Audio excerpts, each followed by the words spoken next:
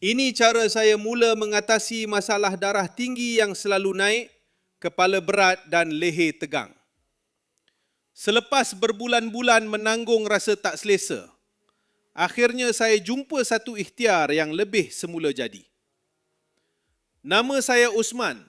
Dulu hampir setiap hari kepala rasa berat, leher keras, badan penuh angin dan emosi cepat naik walaupun sebab perkara kecil.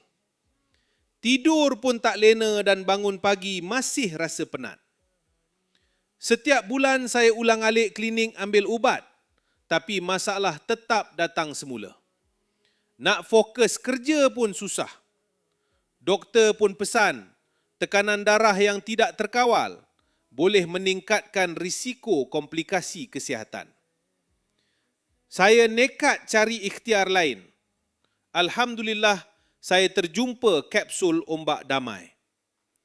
Hadir dalam bentuk kapsul, ombak damai mengandungi herba dewa lilit, asam Belanda, bawang, minyak zaitun dan biji saderi yang membantu menyokong tekanan darah yang sihat, membantu mengurangkan ketegangan bahu dan leher, membantu membuang angin serta melegakan sakit kepala dan pening. Saya amalkan satu kapsul pagi dan satu kapsul malam secara konsisten. Kalau anda pun alami masalah yang sama, dapatkan di showcase HQ Belluna Herbs atau klik pautan di bawah sekarang untuk dapatkan kapsul ombak damai dengan harga promosi sementara stok masih ada.